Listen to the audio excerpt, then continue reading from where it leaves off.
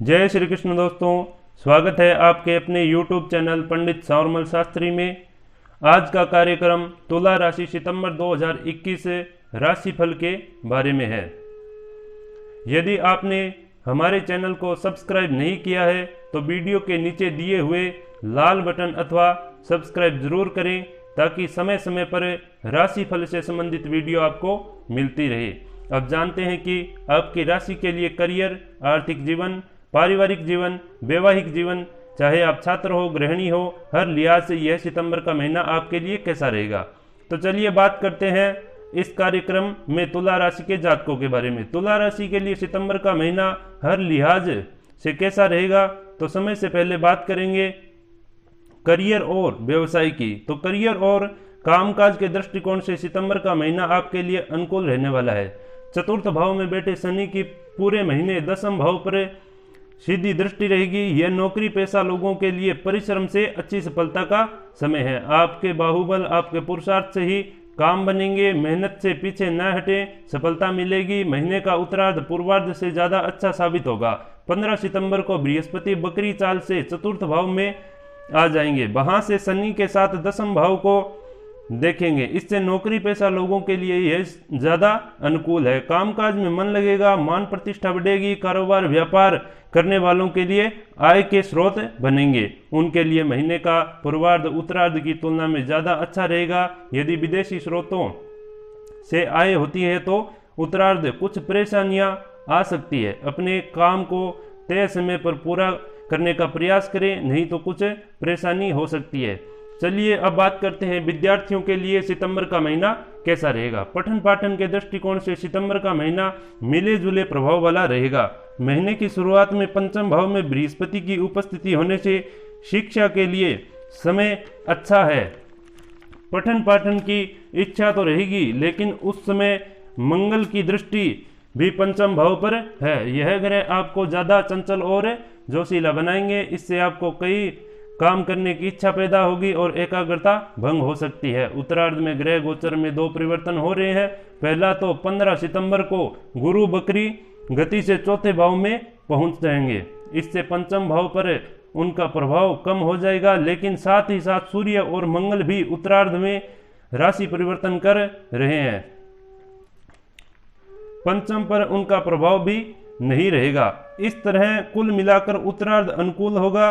प्रतियोगी परीक्षाओं के लिए कड़ी मेहनत से सफलता का समय है। मेहनत में कमी न रखें। जो लोग उच्च शिक्षा के लिए प्रयासरत हैं उनके लिए समय जो है सफलता का है।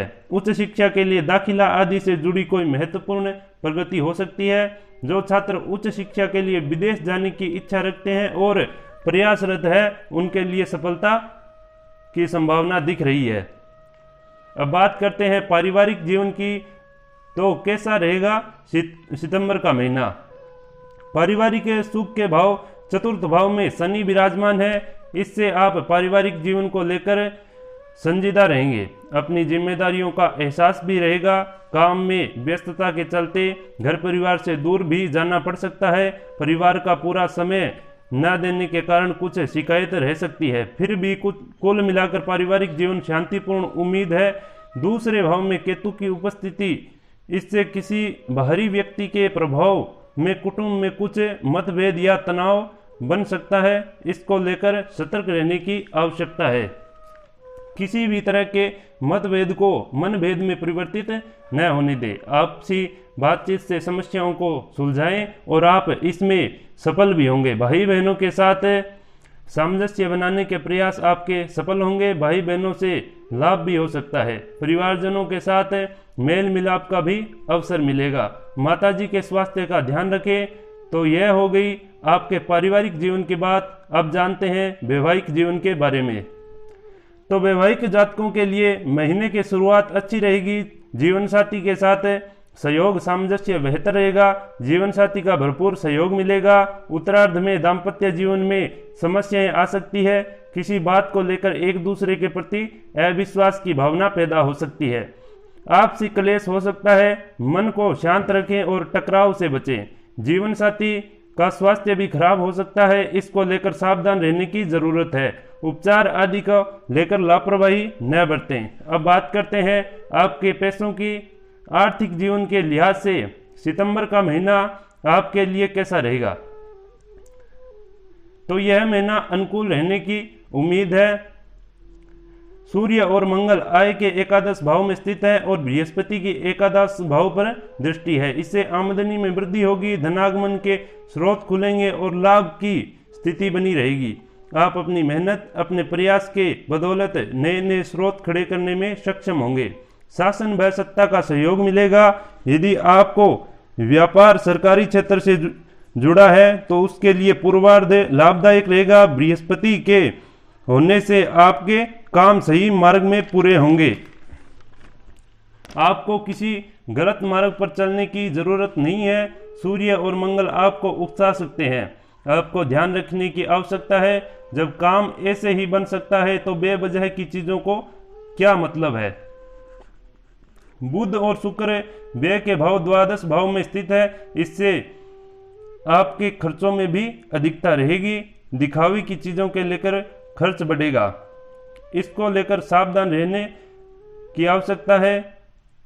लेकिन सितंबर के पहले सप्ताह में ही शुक्र राशि परिवर्तन करके प्रथम भाव में आ जाएंगे। इससे विलासिता पर खर्च करने की प्रवृत्ति में कमी आएगी। 22 सितंबर को बुध भी प्रथम भाव में आ जाएंगे। इससे खर्चों में और कमी आने की संभावना तो है, लेकिन उत्तरार्ध में सूर्य और मंगल आपके आय के भाव को त्याग कर खर्च के भाव द्वादश भाव में पहुंच जाएंगे।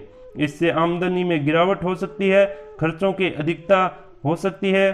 किसी के साथ वाद विवाद के कारण दंड या जुर्माना भरना पड़ सकता है, तो इसलिए सतर्क रहिएगा।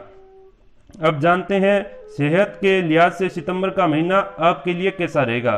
तो स्वास्थ्य के दृष्टिकोण से महीना मिश्रित फल देने वाला रहेगा।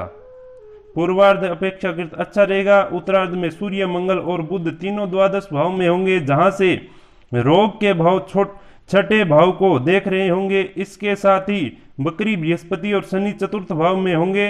अष्टम भाव में राहु बैठे होंगे। इससे कुल मिलाकर आपके स्वास्थ्य के लिहाज से परेशानी की बातें हो सकती है। हालांकि शुक्र अपनी राशि में बैठे होंगे, इससे कुछ बचाव होगा। बृहस्पति की पंचम दृष्टि अष्टम भाव पर होगी।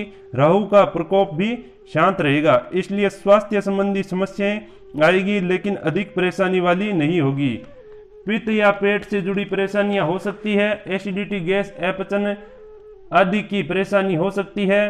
खान पान का ध्यान रखें, संतुलित दिनचर्या बनाएं। समस्याओं से बचने की पूरी कोशिश करें। इसलिए आपको ज्योतिषीय उपाय भी बता देता हूं और आप डॉक्टर से भी राय जरूर लें। यह उपाय हर तरह की चीजों के लिए आप कर सकते हैं। तो पहला उपाय है प्रतिदिन भगवान विष्णु की उपासना करें। दूसरा उपाय है ओम नमो भगवते वासुदेवाय नमः का जाप करें। तीसरा उपाय है बड़े बुजुर्गों का आशीर्वाद जरूर लें। चौथा उपाय घी का दीपक जलाकर दुर्गा चालीसा का पाठ करें। जय श्री कृष्ण दोस्तों।